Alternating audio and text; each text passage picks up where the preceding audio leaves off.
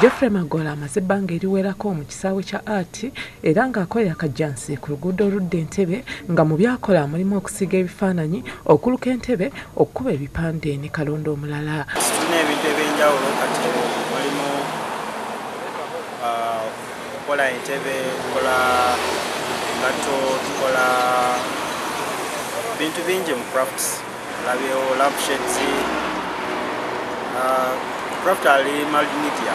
Agamba nti omuntu okwenyigira mu mulimu guno alina okuba nga mubugumyeko wabula ng'ekitone kikulu nnyo kuba engeri yokka gy'oyinza okumalako n'omulimu guno. Material waayo ali costly naye ng'ate ekisinga okubeera costly mu art ffe tukitwala nti olina kubeera creative n'okubeera nti oteekamu okwagala kw'ekyo ky'okola.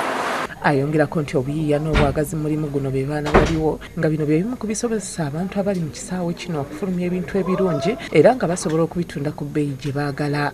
Mulimu ebintu ebimu nga tebeetaagisa kuteekamu ssente nnyingi nnyo naddala material zaffe eza wano nti osobola okuzifuna ku ssente ntono naye kikifuula ekyebbeeyi kwe kukozesa obwongo oba okukozesa creativity gy'oteekamu material gy'oba ofunye ku ssente ntono naye ate end of the day ekintu ekyo n'okifuula nga kya bbeeyi. Magola agamba ekintu kyakoze gye kikoma okuba ekirungi n'ebbeeyi yaakyo gy'ekoma okubeera waggulu.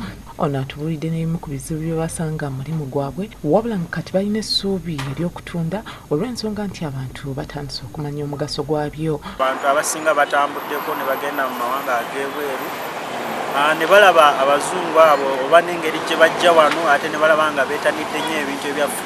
Kati ne bakizuula nti ate ebintu ebyaffe bye tuyisaako amaaso ate bya mugaso nnyo kubanga n'abazungu bajja wano ne babyegomba. Atubuulidde n'emitendera egiyitibwamu okukola ebintu bino n'ebimu ku bifo mwe basuubira okujja akatale kaabyo.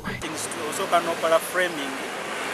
Eframe eyo oba olina okugula canvas kibeera kika kya lugoye stretchinga ku frame eyo oba lwoleega n'osiba ku frame eyo kati then n'omala n'opaintingako paint etuyita undercoat. Prim Hannington Katende yakusakidde eggulire lino ku Bukedde TV 1.